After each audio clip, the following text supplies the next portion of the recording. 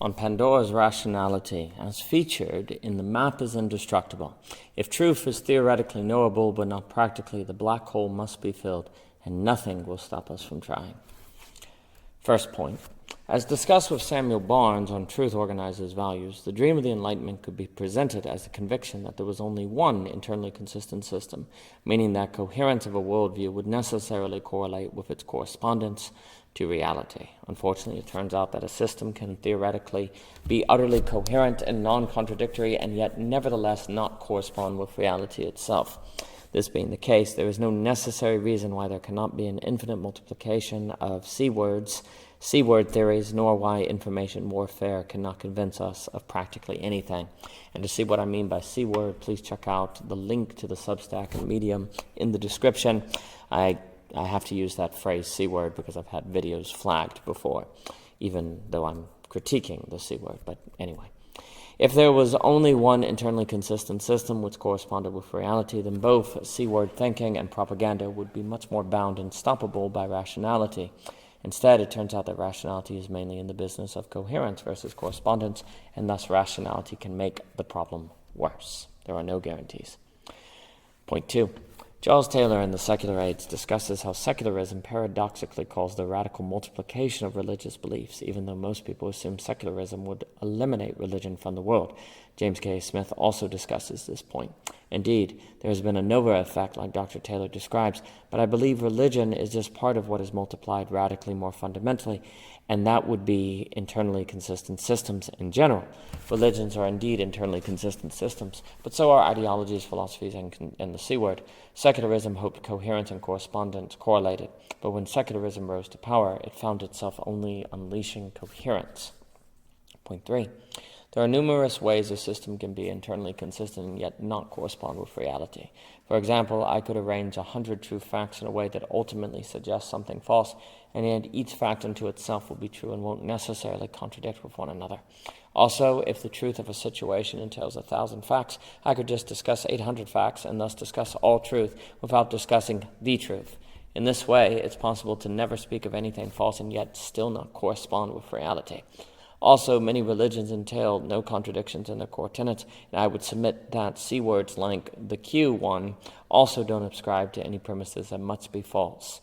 Yes, the Q1 claimed that Trump would win a re-election, and that hurt the Q1 credibility to its followers, but notice how the Q1 was instantly able to spin the data and provide a reasonable explanation for why Trump didn't win. So it goes with all internally consistent systems. They can readily improvise and recover, especially if they avoid falsifiable claims. And this was written before the Biden election. Please note, in the Q1, to see what I mean by that, please look at the document. Point 4. Systems which are coherent are systems which there is reason to entertain precisely because they are coherent. But then problematically, that coherence filters our experience in favor of a system which might ultimately be false. But what can we do? To live in a world without coherence would drive us insane, as discussed throughout Belonging Again, and that means we must ascribe to a true-false system that helps the world feel together.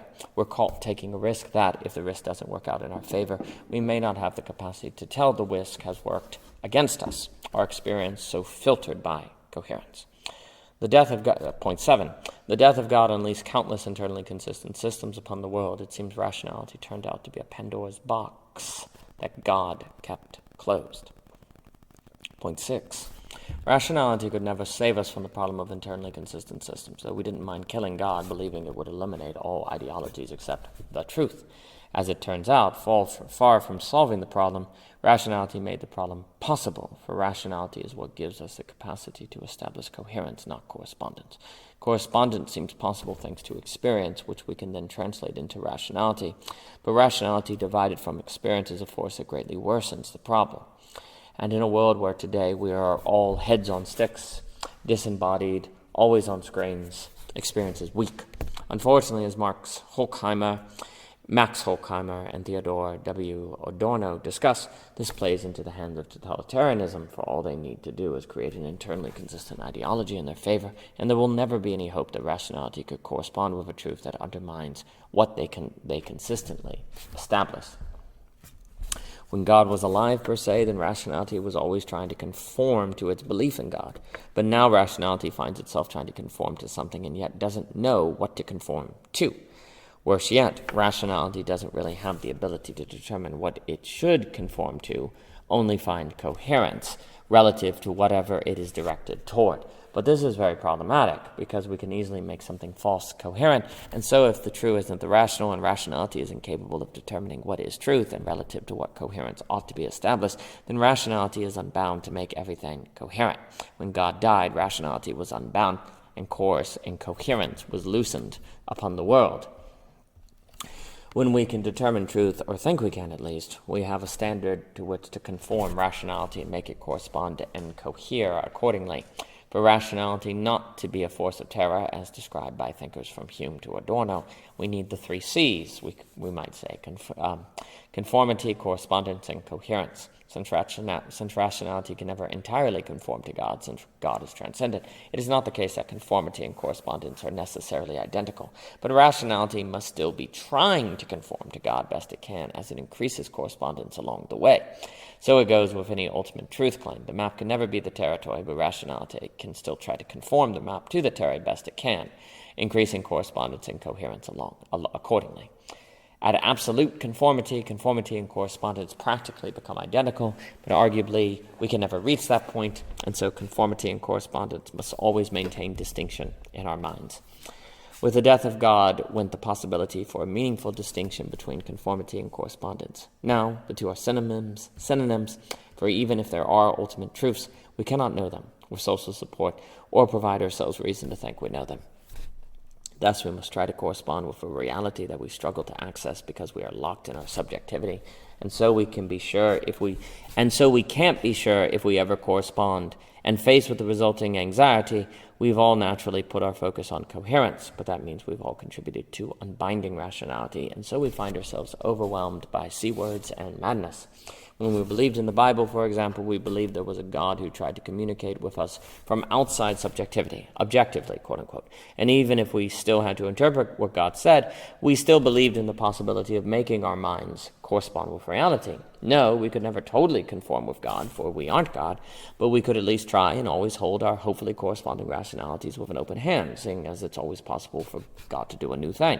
In this way, we had to work to make our rationalities and theologies conform to God's will, correspond with God's design, and maintain coherence with God's word, and yet at the same time, we always had to keep in mind that God could break through and change everything. In this way, even if we did fall into a problematic coherence, it was always possible for that coherence to be broken apart.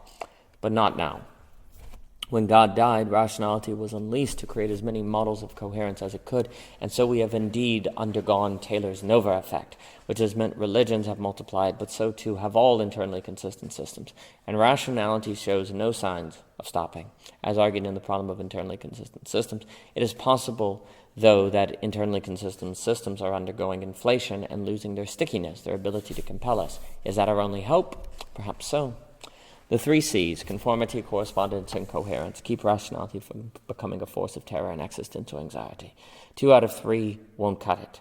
If all 3 persons of the Trinity aren't present, God is an idol, as described in Deconstructing Common Life. Here we can see why Hume was right to stress the need for rationality to respect common life, for that provides rationality something to which to conform, and by extension correspond, binding and healthily.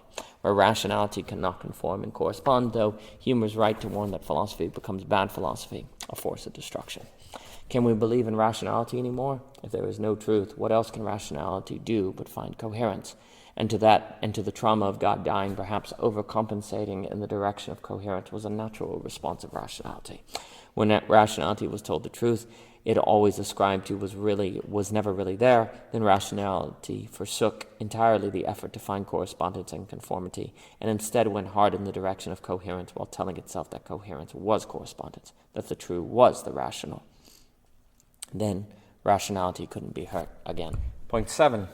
Problematically, coherence feels like correspondence, and so it's easy to believe we have correspondence when all we have is coherence.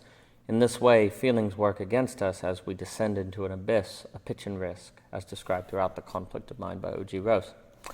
Point 8. To explore thinking from Why Do Madness and Genius Like to Tango by O.G. Rose, a person with high IQ will generally be very good at coherence. But since there is no necessary relationship between coherence and correspondence, there is no necessary relationship between IQ and correspondence. We cannot IQ to ourselves experiences, to use IQ as a verb, only go out and live, but we can generally IQ greater coherence with the information we have, which is to say without having to gain more experience. In other words, we can think coherence, but only experience correspondence. Experience can only be had, not thought. IQ increases rationality, not necessarily truth. Many great geniuses with high IQ fell into C-word thinking, such as John Nash and Bobby Fischer, and their IQs did not help them escape. This is because the C-words are internally consistent, and in IQ mainly being in the business of coherence, IQ cannot help a person escape a C-word. In fact, the high IQ may make the person more vulnerable to C-words, precisely because the person with the high IQ will be able to find and achieve greater coherence within the internally consistent system, the C-word. If we don't make a necessary distinction between coherence and correspondence, then there will be no reason to think that the greater coherence doesn't correspond with greater truth, and so the genius will have all the more reason to descend deeper into the C-word. Why shouldn't they? Everything adds up. If we do not realize that correspondence isn't coherence, truth isn't rationality, then we will encourage people to garner greater IQs, which will make them more vulnerable to falling into an internally consistent system, without emphasizing the need to simultaneously focus on experiences, which could help people from being vulnerable to unbound coherence. Perhaps failure to make this distinction is one of the reasons why C-words today are spreading so rapidly. Perhaps college hasn't helped the problem, but only worsened it. Point 9.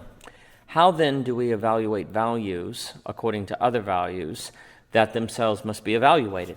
Ultimately, to determine which values we ought to ascribe to, we will need to determine the truth, for otherwise we cannot assess which values align with truth. Truth organizes values, as argued in the conflict of mind, which means if truth is indeterminable, values are indeterminable too. But that also means values are unstoppable. And if values would have us enter a C-word and fall into a pitch and risk, what could stop us? Truth. Point 10. If we kill God, quote unquote, and abandon the possibility of conformity, we will still seek conformity, but instead do it with groups. It's not by chance that the C-words have taken off now that the internet has made it possible for people to easily find people who think like them. Generally, in the past, C-words tended to be believed by, say, one person all alone standing for the truth.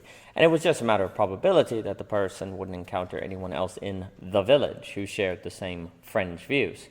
Now, if 0.1% of Americans believe in a C-word who are randomly distributed across the state, that's around 300,000 people who can find one another and thus feel like 300,000 people. There is epistemic strength in numbers, and though before the internet that strength would have been missing because the 300,000 people would be scattered randomly across the country with little hope of ever meeting or even knowing about one another, now it's unlikely the 300,000 won't meet. Worse yet, the C-word groups can get both the feeling of being outcast and inclusion, which when combined immensely emboldens them and helps them endure. When God is dead, the only conformity we can hope for is conformity with other people who are also locked in subjectivity from the world, and thus group inclusion is what our existential anxiety gradually starts to seek, perhaps when we begin to recognize the problem of internally consistent systems, as well as other epistemic problems realized in, say, neoliberalism, such as the existentially disturbing authority circle. If people believe X, though Y, X, and Z are all equally internally consistent, there's more reason to believe in X than Y or Z, precisely because more people support X. The more people who believe something, the more we feel like we are conforming to reality and starting to think like them, because the feeling of conforming to reality and conforming to other people are practically identical. Today, since we can't conform to reality, we no longer know what it feels like to so conform, and thus it's easy to think the feeling of conforming to others is the feeling of conforming to reality. And as long as everyone in the groups claim they are thinking for themselves, we also don't think we are falling victim to groupthink. especially if everyone in the group is rejected, as often happens with C words. Do note that the more we suffer for believing something, the harder it becomes to ever admit it was wrong. And so as we are rejected for believing in X, the more likely we are to keep believing in X, a truth those who want to stop C words should note. Where the idea that it's possible to conform to reality is lost, regardless if it actually is or not, so will rise the number of people who conform to groups. Since we don't want to groupthink, though, the groups we are likely to join are ones that stand out as opposing groupthink, and those groups are likely to be C-word. And so our world today is made. Point 11. If God is dead along with absolute truth, then there is only horizontal conformity per se, no vertical conformity. I can conform with other people, with society and cultural practices that are at my level horizontally, but I cannot conform with reality or the world itself that holds me up from underneath, per se. Thus, if I'm going to humbly conform with our world, my only standard according to which I can say that I do so is by conforming with people. There ceases to be a meaningful difference between conforming with people and conformity with reality, even if technically such a distinction still holds. People almost become reality, and hence if I'm going to be real, I have to be like others, suggesting that after God's death, our very epistemic drive to conform with reality might contribute to increasing conformity with groups, which could lend itself in the direction of groupthink and totalitarianism. When our beliefs don't feel like they conform and or correspond with reality, then our beliefs feel like things that we created, and in that way they can feel arbitrary and empty. This is existentially unnerving, and arguably none of us can stand believing our beliefs are just beliefs, suggesting a desperate need to feel like we are conforming to something. But in a world where God is dead, all we can conform to is one another. Thus, we are primed to be swept up into problematic groups, and in groups we can feel bolder than we should, as described in how Freud unites Inception, Hannah Arendt, and the C word. Belonging Again by O.G. Rose reflects how we all want to belong, but struggle to do so with the loss of givens. We are always caught between wanting to be free, but also wanting the world to make sense, and that requires us to make trade-offs between individual autonomy and accepting a background and or social structure that brings coherence to life, but at the cost of various degrees of liberty. Where there is background or givens, we don't have to think about so much, but that also means we are susceptible to dangerous thoughtlessness, which totalitarians can exploit. How is this balance struck? Not easily, but every society must figure out how to succeed. To capture the paradoxical balance, we all want to be regulars but not regular. We all want places we can go and be one of the regulars, while we ourselves are not seen as just a regular person. We want to be familiar yet unique, someone who is part of the family but also still an individual. But today that is notably difficult because Robert Putnam in Bowling Alone is right. Our civic resources have collapsed. There aren't bowling clubs or lion clubs we can join like there used to be, and that leaves us alone to make community for ourselves, arguably impossible. If civic communities collapsed and the internet was available to us, but God wasn't dead, that would be one thing. But we could still fill our need to conform by working to match our worldviews and minds with reality, which in turn would bind us healthily. The internet could then be used to determine reality and absolute truth, but now all the internet can generally be used for is to increase and intensify horizontal conformity, which means joining groups, possibly contributing to problematic and dangerous groupthink. Rightly or wrongly, absolute truth once forced us to check and balance our desire for belonging against reality. So even if we wanted to join a group, if reality was X and the group stood for Y, our knowledge of reality /X could keep us from joining the group. But now groups don't have to worry about people refraining from joining them because of reality, as perhaps they never should have, which means groups are incredibly powerful, especially considering that they can also use horizontal conformity to their advantage. Will this power be used for good? Point 12. Even if the death of God doesn't mean there is no truth out there to which we can conform, the world is increasingly complex by the day, and so whatever truth we might be able to find will be truth we cannot easily conform to, or truth that if we did somehow conform to, we couldn't know we had accomplished this for sure. The complexity is simply too great. Under globalization and neoliberalism, systems are radically growing in complexity, worsening the dilemma of how our epistemic responsibility feels in constant conflict with epistemic possibility. For more, please see The Conflict of Mind by O.G. Rose, notably the conclusion, the grand technology is also relevant. Point 13. If we could find belonging at a bowling alley or in a community, we might not turn to the internet to scratch that itch, which is to say we would not have to join the collective consciousness, which I believe today is made in the image and likeness of someone like John Nash. The point will be expanded on shortly, but it's basically to say that the internet is where we are simultaneously brilliant and schizophrenic, delusion, for the same reasons. This poses a tremendous challenge and suggests that as our collective brilliance skyrockets, so too will intensify our collective pathologies and susceptibility to mass psychosis. In our world today, it's easy to imagine more, an intensifying dancing plagues, wits trials, war of the world broadcasts, laughing epidemics, and Junebug epidemics, just to name a few possibilities. To some, mass psychosis events are evidence of panpsychism, but regardless, let's be clear that the internet is a fundamental and ubiquitous feature of social reality today, which suggests there is indeed a collective consciousness underlying our lives. For this reason, we are likely susceptible to mass psychosis events in ways we can't imagine. Perhaps the singularity will ultimately prove to be the birthplace of a psychotic god? Hard to say.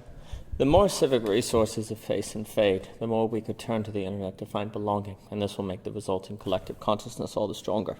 I fear many examples of brilliance that mark human history highlight individuals who struggled with madness, but we have tended to understand this madness as accidental to genius and not essential. But if instead madness is part of the very fabric of genius, then growth in collective genius will likely also be accompanied by growth in collective madness. As argued throughout O.G. Rose, we have told ourselves that autonomous rationality was possible, which would mean madness was accidental to genius, that rationality entailed no essential limits, and believing this, there was no reason to worry that growth in genius would entail problematic and unintended consequences. But we have numerous examples throughout history where genius and madness have accompanied one another, and so we should not be quick to assume that a singularity will not similarly unveil an extremely mixed bag. Perhaps the resulting good will outweigh the resulting bad, but I'm not so sure. The fact conspiracies are spreading so rapidly today suggests that the internet is making our collective conscious like John Nash versus a perfect supercomputer incapable of madness. Does the good outweigh the bad? Hard to say. Point 14. Historical contagion can feel like being part of something, and if social supports are dissolving and gone, what else do we have? We are mad already anyway. Point 15. If rationality cannot save us from the problem of internally consistent systems and only God can, quote unquote, then with the loss of God, we are all now vulnerable to Iagos finding and manipulating us, and it's likely only a matter of time before some Iago appears. Then, after we've softened up, that Iago could make a handkerchief appear, and then what would unbound rationality have us do? Point 16. If an Iago tells us that our neighbor is sexually abusing children, what kind of monster must we be not to at least walk over and check? After all, how do we know our neighbor isn't abusing children? Are we so epistemologically immoral? And certainly someone wouldn't make such a claim unless there was something to it, right? And walking next door, that's when we might find a handkerchief. Point 17. The Great Technology by O.G. Rose explores how we are all Sisyphus Karamazov now, having to live like Ivan and tortured by the suffering of humanity around us, but unable to stop it. It is practically inevitable that there is suffering in the world every day, and even if suffering only happens to 0.0001% of the world with a population around 7.73 billion, that's around 7,753 instances of suffering that the media could report on and, through screens and images, force us to personally encounter and feel. No doubt, 10 stories would be enough to fill a whole hour of news, and I think it's easy to imagine that the news could find 10 horrible stories each day to fill our lives with a sense of dread, existentially and mentally overwhelming us. The feeling that the world is full of evil worsens the problem with conspiracies because it can feel like someone is behind all the terrible things happening, or so we may want to believe. Also, we hate feeling like there is nothing we can do to fix the problem. Wanting to fix the world, existentially overwhelmed by a feeling of helplessness, when conspiracies come along and suggest that we can finally do something, we leap at the opportunity. Additionally, if someone tells us that the government is secretly funding a ring of child abuse, are we really going to sit around and do nothing? Are we not at least as moral as Ivan Karamazov? The media and probability assure that most of us will see and learn about incredible evils like child abuse, and it's only a matter of time before a C word comes around suggesting that people in power are trying to carry out a similar evil right now. After personally seeing the details of this evil, are we really going to sit around and do nothing? We know better. Point 18. A standalone complex is an extremely useful mental model for understanding C words, and we have Ghost in the Shell to thank for it. The Japanese seem to have been aware of the problem of internally consistent systems for decades. To explain, considering the following image, and I have here two circles and one on the inside, and it's shaded in, all dark. The image above is what I will call a traditional system with a center. The center and surrounding circles share the same color, ultimately all part of the same thing, but there is still a center that can be designated apart from everything else. If the center was removed, the whole system would fall apart. If the center was corrupted, there would be reason to think the whole system was likewise corrupt. Now consider a standalone complex. And here I have a circle and the center is missing. It's just negative space. There is no center, and there isn't even no center per se, but instead just a negative space that results from what encircles the center. But the encircling necessarily makes it appear like there is a circle, as the FedEx logo makes it appear like there is an arrow, and in a sense there is, just not actually. Within the standalone complex, rationality seems forced to conclude there is a center, but since there isn't, a rationality searches for that center. Those outside the center can continue about their business unhindered. In this way, a standalone complex is incredibly difficult to stop, but whereas to stop traditional systems, we simply need to deconstruct the center to take out the whole. Here, we can only deconstruct the whole, which can always reconstitute itself because there is no center we can erase to make that reconstitution impossible. In this way, standalone complexes may even be invincible. Our only hope is that those encircling eventually just lose interest or something. Stickiness wanes, as described in light of Charles Taylor's Nova effect. But how is that possible? Is totalitarianism necessary to stomp it out? How is that an improvement? The work of Sasitsi Kohn is also useful for understanding SAC, standalone complexes. See his work, Paranoia Agent, in particular. Point 19. Describing John Nash, the great mathematician who struggled with schizophrenia, Sylvia Nassar stresses on numerous occasions in her biography, A Beautiful Mind, that the mental illness Nash suffered was not a result of a diminishing of rationality, but that it instead resulted from his rationality becoming unbound. In other words, the rationality became too powerful, per se, and it ceased to exist in a balance with other mental faculties. This is discussed in Why Do Madness and Genius Like to Tango by O.G. Rose, but to quote Louis A. Sass, Nash underwent a heightening rather than a dimming of conscious awareness, and an alienation not from reason, but from emotion, instinct, and the will. Rather than cloudiness, confusion, and meaninglessness in schizophrenia, there is a hyper-awareness, over-acuity, and an uncanny wakefulness. Urgent preoccupations, elaborate rationalities, and ingenious theories dominate. Why is this important to get straight? Because the internet is generally making us more informed, more likely to be thinking, and seems to also increase how often we need to approach the world rationally. If mental illness can result from too much rationality, then this all means the internet is making us mentally ill because of its virtues, not just its vices. We tend to praise the internet for helping us be informed, giving us access to mass quantities of data and the like, while at the same time acknowledging the dangers of TikTok, social media, and other sources of addiction, self-hatred, and so on. But it's not so simple. What we consider good about the internet could be just as much a problem as what we consider bad. It seems to me that the internet is making our overall collective consciousness something resembling the mind of John Nash. We are simultaneously hyper-brilliant and struggle with severe mental illness because of that hyper-brilliance. Our collective schizophrenia is practically our collective brilliance. After all, what is genius but a new voice? Point 20. Truth, Falsities, and Blurs by O.G. Rose define a blur as a premise which is theoretically knowable but not practically. And as the world becomes more complex, the number of blurs out there radically increases. Many C words consist of truths and blurs, not simply falsities, and there is something about blurs which tends to drive us mad. Blurs are when we know something is knowable and yet we lack the power to know it, a hard reality to live with and accept.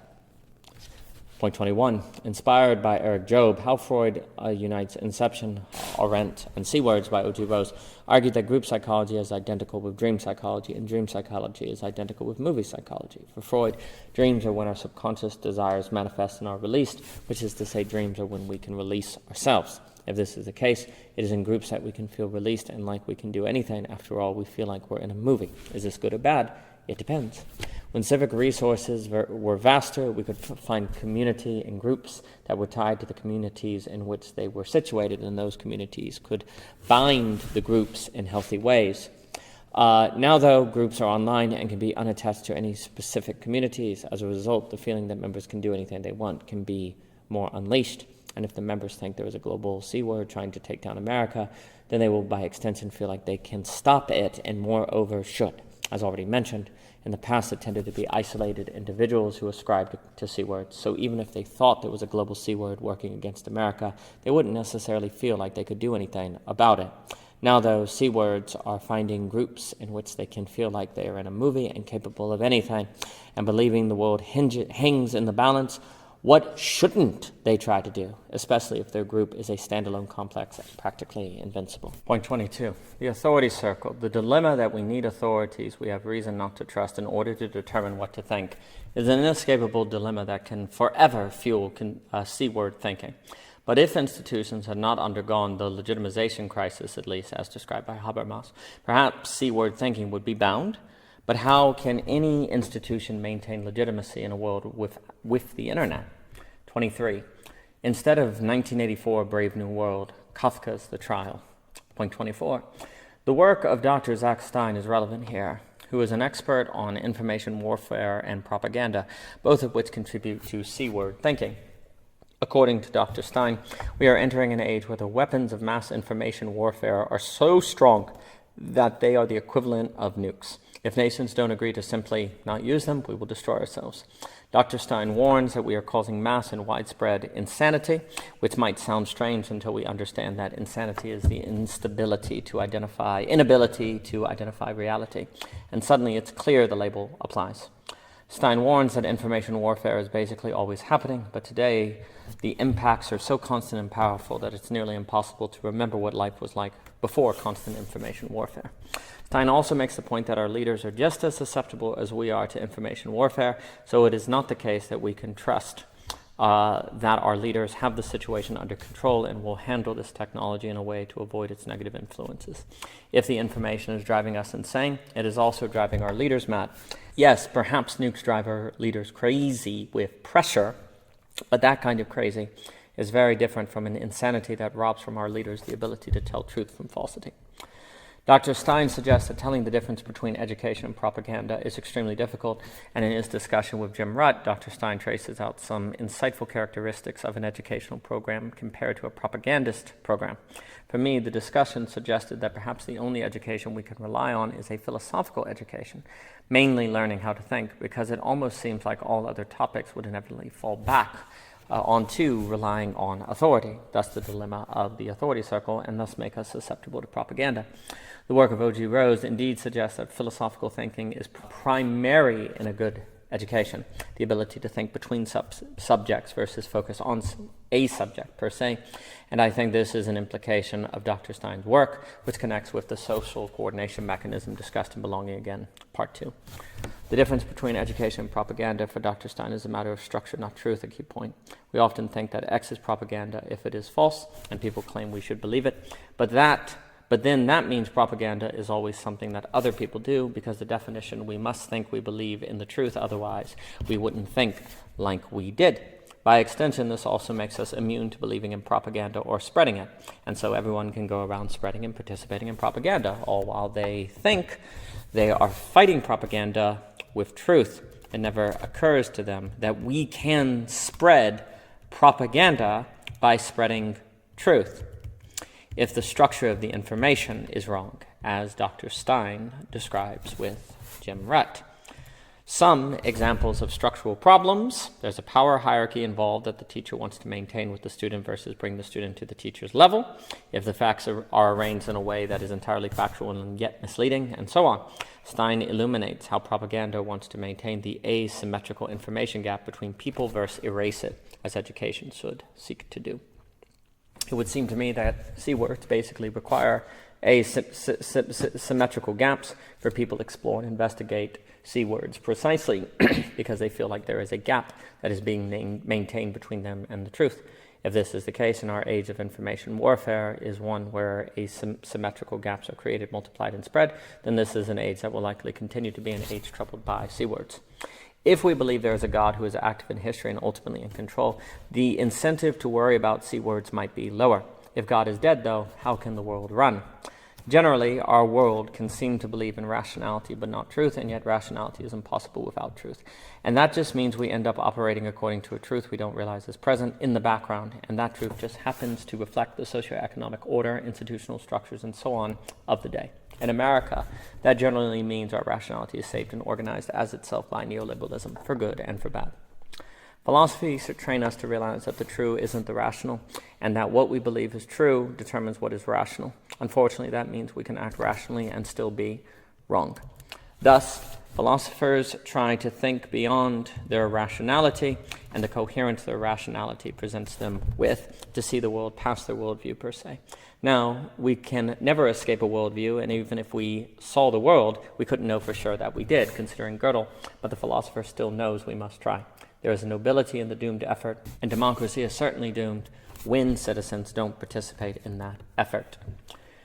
If we have been trained to believe in rationality but not truth, and if it is the case that philosophical skill is not prioritized, then we have been made susceptible to C-word thinking. We are equipped with rationality and rationality alone, and if the premises of a C-word reach us, we have no way to keep our rationality from pulling us into those premises, other than, say, luck or emotion.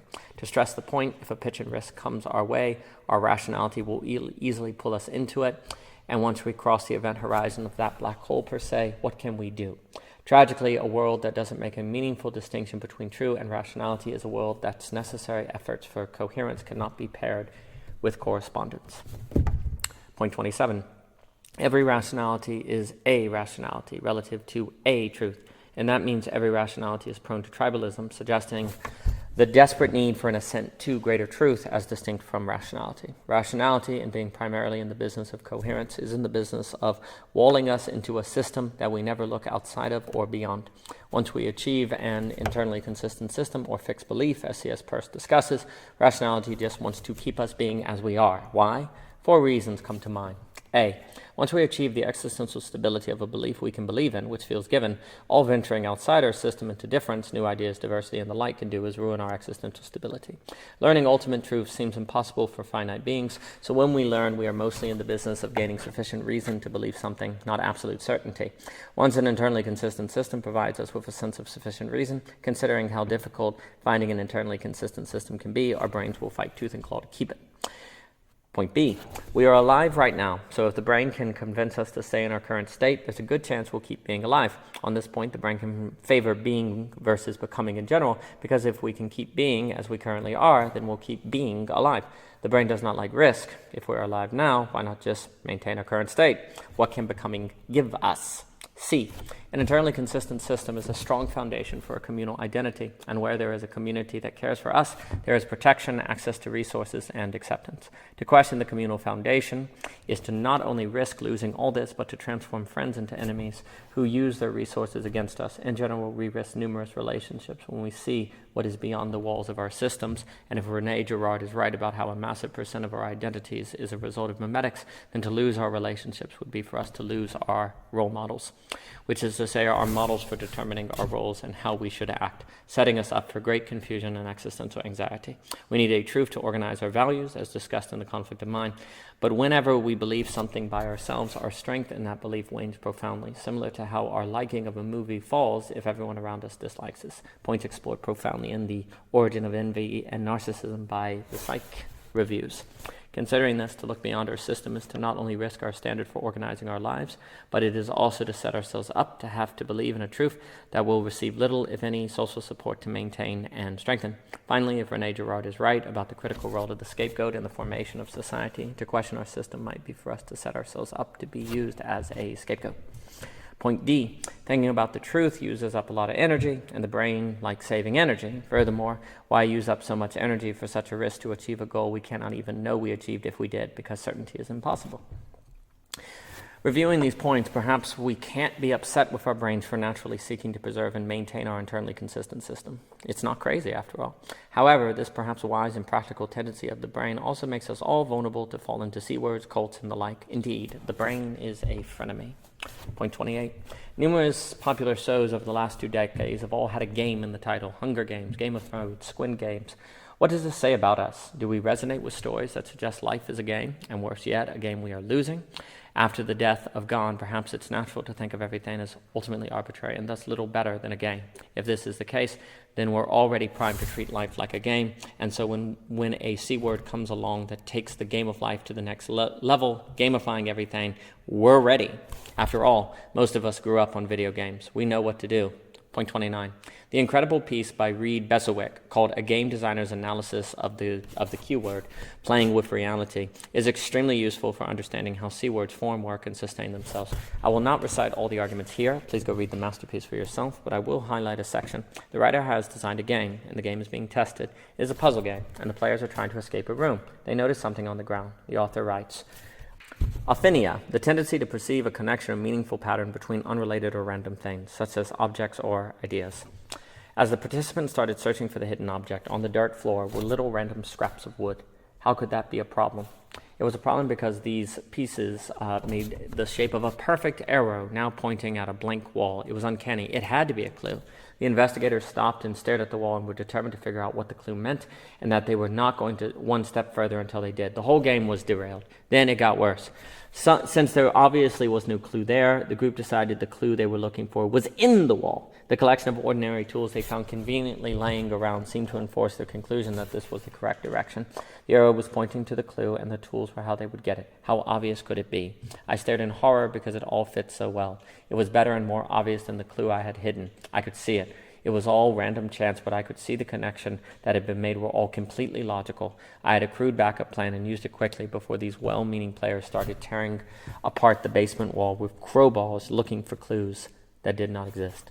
The article is brilliant and required reading on the topic of C words, as is the paper C Words by Crass Sustain and Adrian Vermelli. To add to the point, the video game problem described above makes it clear that rationality always operates relative to what is given. The players of the video game chose to enter into the game, and in so doing, agreed to have their rationality organized and shaped by the game. If they didn't, there would be no way they could play the game. There would be a radical mismatch between how the game worked and what the players believed they could do. The truth of the game and the rationality of the players had to align, for otherwise there would be a resulting disjoint that made operation and playing impossible. But do we see the joke here?